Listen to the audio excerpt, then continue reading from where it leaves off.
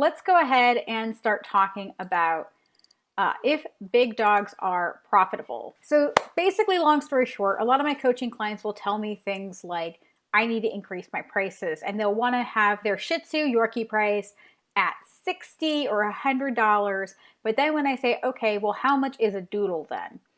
A 75-pound doodle. And they'll be like, oh, it's like 125. And I'm like, well, if a Shih Tzu takes me an hour and a doodle takes me 2, then why would the doodle be cheaper compared to the doodle? Let me go ahead and explain this with some numbers. Now, all right, so here we go. Let's talk about the breed of dogs we're going to look at: a Yorkie, a Shih Tzu, a Pug, a Golden, a Doodle, and a Bernese Mountain Dog. So when I look at how much time and energy it will take me to groom each of these dogs. So a Yorkie realistically is going to take me, I would say 0.75 of an hour, at best an hour. Now that is a bath, blow dry, and haircut. Yorkies really don't take long, especially if you're going to do something like using a hair vac, where I'm just going to like literally do a quick cut, a little bit of scissoring, and be done. I would call a Shih Tzu an hour. Now, Pugs are kind of back and forth. I was talking to somebody about this, because to do a good Pug bath and deshed, I would still say between 0.75 to an hour, because Pugs do not like their nails trimmed. They are brachycephalic, so their face is all pushed in. They have a lot more health issues than a lot of breed of dog.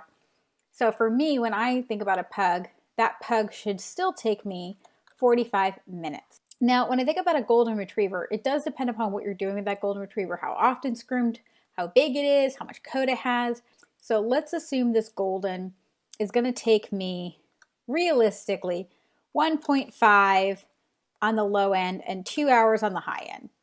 So I'm also going to add in here, on the high end, a Yorkie will take an hour.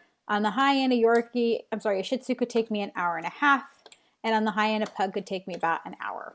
So I would say a Doodle, unless if it is the unicorn Doodle, which they do exist, Doodles take a minimum, if you were to do the dog start to finish, of 2 hours.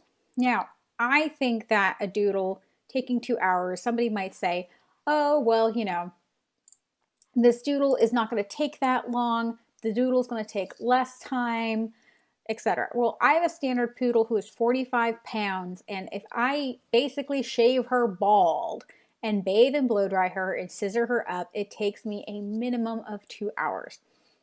Unless if you are a power groomer or that unicorn groomer, again, it's going to take you at least 2 hours to groom that Doodle. So on the high end, I would say 3 hours. Now again, that Doodle could be more, if it's crazy, but let's just assume 3 hours. Bernese Mountain Dog, on the low end, just getting a bath, I would say 2 hours. On the high end, I would say 3. Now, obviously, we're going to be using things like different products that make this go faster. We're going to use high-end blow dryers. We're going to use bathing systems. We're going to be using kennel dryers. We're going to be using all of these different tactics to make this groom go by faster. But just because things are going faster doesn't mean that we charge less. Too often, you guys will tell me things like, yeah, but then I just put it in the kennel dryer. Well, I want you, when you're making your pricing, to base your money upon the potential of your bather quitting, your bathing system dying, your kennel dryer shitting the bed. Okay, guys? I want you to begin there, because if you begin there, what that's going to do is allow you that if anything ever goes wrong and you don't have the money to immediately replace your equipment, yes, it's going to require more work, but you're going to have money to go ahead and replace those things, and or you're going to have money to buy those things. With these times, I want to think about how much I would charge. So if I'm on the low end, let's say if I'm in a shop and I'm like, oh, we're not fancy.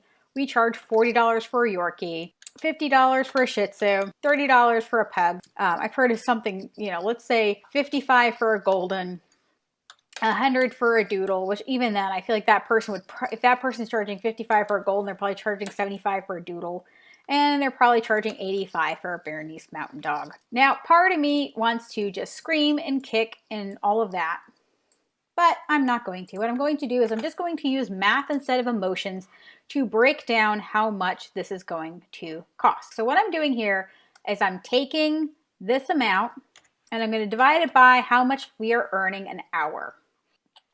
So same thing, equals this. So then this would be divided by, right? So on this example, so I want to point out to you guys that I'm using really low numbers at first, but then I'm going to switch and use more expensive numbers in a minute. This Yorkie, you're like, okay, I'm charging $40 and it takes 45 minutes. So that's $53 an hour. Not too terrible, right? Shih Tzu, $50 an hour. Not too terrible, right? Pug, $40 an hour. Not too bad. But then when we come down to our Goldens, our Doodles, and our Bernese Mountain Dogs. Now, I personally do not feel like this amount of time is an unreasonable amount of time for these breeds of dogs. The problem becomes with the price point. Because as you can see, you're actually losing money by grooming these much larger dogs. Now, if I change this to 65, you can see that I'm still making less per hour than I am on the Yorkie. How about at $75 an hour? I'm sorry, $75 a groom. Now I'm basically making the same as I was on a Shih Tzu. But that's still not good because if you can see, the Shih Tzu is about $50 an hour. And with this dog being $75 for the 1.5 hours, but I'm not taking into account how much more time that dog takes in the sense that it's going to be more physically demanding. I'm probably going to need, if you don't want to blow out your back or your bather's back, you're going to want to have somebody help you carry the dog into the tub. So 2 people lifting the dog. Now there are grooming tables and grooming setups that make putting a dog in the tub easier. But guess what? That costs money. So instead of buying a cheap small table, not that you should buy cheap stuff, but if you wanted to buy cheap stuff, it'd be a lot easier to buy cheap things if you only did small dogs. By doing this larger dog, you need a either bigger table to be able to go all the way down, put the Golden on, lift it up, roll it to the tub, put the dog in the tub if you're going to be by yourself, or you're going to have to hire a second person. And that second person will have to help you put it into the tub, take it out of the tub, put it on the table if you don't have the nice tables that go all the way down or all the way up.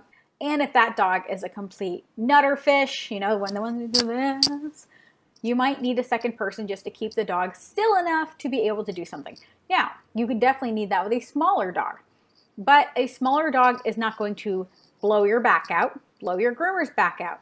It's not going to Superman off the table. And for those of you that don't know, it's like, phew. Now, there are so many great products designed to stop these things from happening. I'm a big fan of Hanvee, as all of you guys know. They have the lip system, which is an arm built into the table. And they have a big, I think it's called a big boy or big dog table, and it goes all the way down. It's amazing. It's worth every penny. That said, those tables are not cheap. And if you're going to invest in that, you have to earn more than you would doing a Shih Tzu and a Yorkie.